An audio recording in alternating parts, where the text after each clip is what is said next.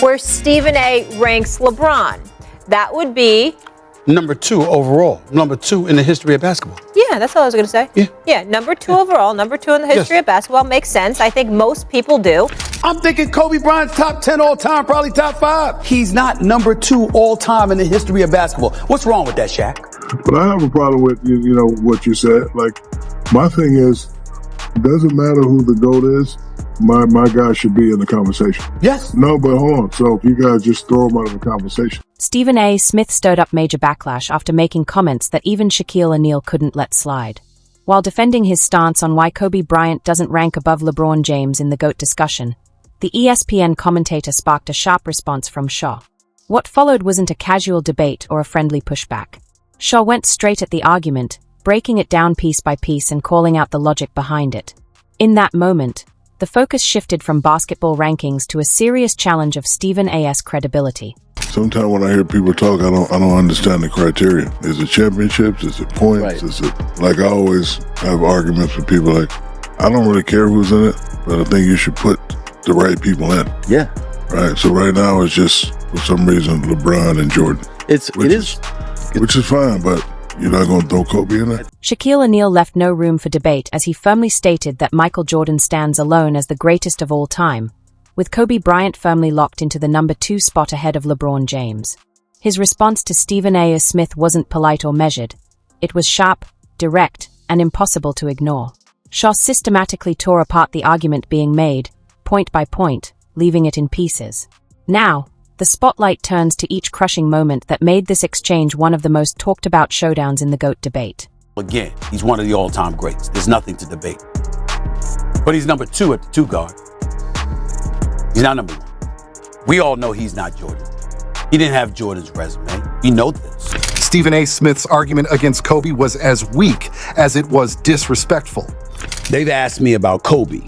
How come Kobe isn't in that conversation? He's got more chips than LeBron James. And I said, my response was, Kobe's not even number 1 in his position. And we all love and not at all. You got to think about MVPs and like how many he's won. No, and, like, other things I'm not even talking about that. I'm talking about just watching the game with the eye test.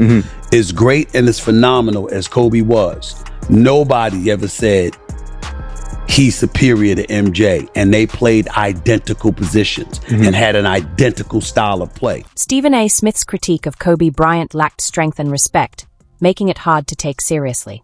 Rather than delivering a thoughtful breakdown, his argument felt thin and dismissive, especially given the weight of Kobe's legacy.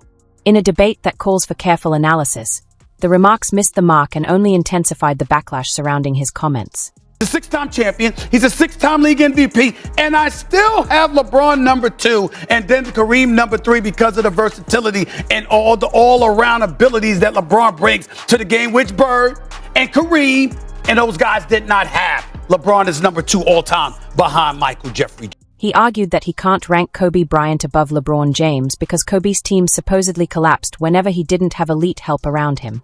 Coming from someone who claims deep basketball knowledge, that explanation raised eyebrows fast. The claim ignores context, eras, and the realities of roster construction, reducing a complex career to a shallow talking point. For many fans and analysts, it sounded less like analysis and more like a careless oversimplification. Oh, no, I think we're upset. I think we're a little edgy. I think it's good for us. Despite the losses on the road, do you think this team still has time to gel, considering how many road games you have coming up? Sure, please. But what's going to be the key, and what stuff have you guys worked on? You haven't had a losing streak like this in years. We'll just execute better. Smith builds his case around the claim that LeBron James managed to avoid truly disastrous seasons, unlike Kobe Bryant, noting that LeBron has only 3 losing years across a 22-season career. What he leaves out, however, is the bigger picture that gives those numbers meaning. Different eras, roster situations, and organizational decisions shaped those outcomes in very different ways. By stripping away that context, the argument turns into a shallow stat-based take that many see as more embarrassing than enlightening. I'm thinking Kobe Bryant's top 10 all time, probably top 5. He's not number 2 all time in the history of basketball. What's wrong with that, Shaq? But I have a problem with, what you said. Like, my thing is, doesn't matter who the GOAT is. my guy should be in the conversation. Yes. No, but hold on. So if you guys just throw him out of the conversation. So somehow it just went from Mike to LeBron, and you just threw my guy out of the conversation.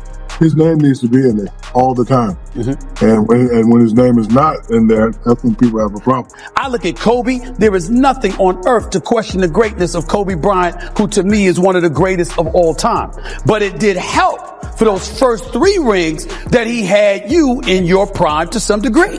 That's not the point. The point everybody is making is don't leave him out the conversation. I'm not leaving him out the conversation. You are. I don't mind people talking about who their GOAT is, but you definitely got to have my boy in that conversation. I definitely will, and I definitely... The sheer nerve of Stephen A. Smith to downplay Kobe Bryant's legacy while praising LeBron's tendency to switch teams is astonishing. Essentially, his applauding LeBron for avoiding obstacles while criticizing Kobe for loyalty.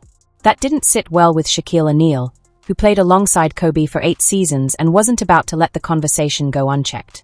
When Stephen A. left Kobe out of the GOAT debate, Shaq stepped in decisively, making it clear where Kobe belongs. The only thing I don't like about the GOAT conversation is they don't put my boy Kobe Bryant in it. Michael, LeBron, or Kobe. Now y'all can debate, Shaq stated, deliberately naming Kobe alongside LeBron rather than as an afterthought, elevating him to equal footing in the discussion. I was like Jordan and Kobe and LeBron, that they got to do things I couldn't do. I wanted to be a force in the middle that people were afraid of. So I don't get offended when people do not put my name in that. Shaquille O'Neal didn't claim Kobe needed to be at the very top, but he made it crystal clear that Kobe deserved far more respect than Stephen A. was giving him. The Hall of Famer was ready to teach a masterclass in what genuine basketball analysis looks like. We as people, we don't stand on what we stand on. But I have a problem with what you said. Doesn't matter who the GOAT is. My guy should be in the conversation, Shaq fired, and you could literally feel the tension spike in the room as he laid it down.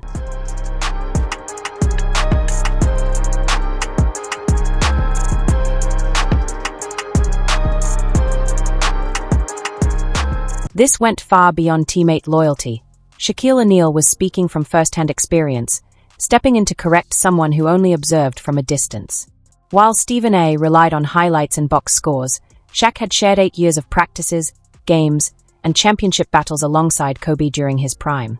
The contrast between lived experience and television hot takes couldn't have been clearer, as Shaq's perspective carried the weight of history, not just opinion. For me, it's always Dr. J and Michael Jordan, Magic and those guys. I might get flamed for this, but dude, I'm from Cleveland. Shaquille O'Neal has never wavered on one thing. Michael Jordan is the undisputed GOAT, the greatest to ever play the game. But here's the twist. Shaq firmly believes that when it comes to comparing the next tier, Kobe Bryant is much closer to Jordan than LeBron James has ever been. Michael looks over at us and said, he can't guard me. Kobe looks over at Doug Collins and said, this guy cannot. Many ex-NBA stars place Kobe Bryant above LeBron James in the GOAT conversation, claiming Kobe came closest to mirroring Michael Jordan, not only in skill but in relentless competitive drive. Shaquille O'Neal saw this up close. When he says Jordan is the GOAT and Kobe deserves the number 2 spot, he isn't just handing out rankings, he's talking basketball DNA. Some players are born with it, others simply aren't. In the spirit of Kobe Bryant, let me end this segment by saying this. Say what you will about Kobe Bryant. That brother put in the work. And it was never an option for him to miss games or to not represent basketball the way that he did. I want everybody to remember that brother was about putting in that work. Stephen A. Smith's take on team success falls apart under even a quick look. He applauds LeBron for avoiding losing seasons, conveniently ignoring that LeBron often handpicked his situations, while Kobe stayed loyal to one franchise through rebuilds, injuries, and front office blunders. LeBron moved on whenever things got tough, so which approach truly shows more character? Shaquille O'Neal doesn't hesitate, but Stephen A. pretends not to see it. Adding to the irony, Stephen A. has previously claimed Kobe was a better player than Shaq himself, making his current argument feel even more contradictory and baffling. When the spotlight is on championships, Kobe Bryant's 5 rings stand tall alongside Magic Johnson's, while LeBron James' 4 come from 3 different teams. Shaquille O'Neal understands that Kobe's victories required unmatched sacrifice, loyalty, and mental grit. Securing 5 titles with a single franchise isn't luck, it's more than a decade of relentless excellence. Stephen A.'s dismissal of Kobe's tough seasons misses the bigger picture. Every elite player hits rough patches when talent around them falters, but Kobe stayed, faced the challenges head-on, and emerged victorious. In addition to overpowering you inside, you might as well wave the white flag of surrender. Bryant lays it off to Moore. The dribble penetration and the quickness of Kobe Bryant is really causing problems for the Pacer perimeter guys. When he gets in there, the backline steps. Shaquille O'Neal shared the court with Kobe during some of the most unforgettable clutch moments in NBA history. While Stephen A. debates rankings from afar, Shaq remembers the actual games, the real pressure, and the genuine greatness on display. From Kobe erasing a 15-point fourth-quarter deficit in Game 7 of the 2000 Western Conference Finals against Portland, to averaging 29.4 points in the 2001 playoffs, these aren't just stats for Shaq, they are vivid memories. He's often highlighted the key difference between LeBron, Kobe, and Michael Jordan. It came down to how they were perceived on the floor when it mattered most. Who struck fear in opponents? That's the true measure. You are from Philadelphia. I find it unbelievable that the fans are booing you here. Does that hurt your feelings? Yeah, my feelings are hurt, man. I mean, I'm just out there trying to play and have a good time, and yeah, my feelings are hurt being from Philadelphia. Was the 2002 MVP, Kobe Bryant.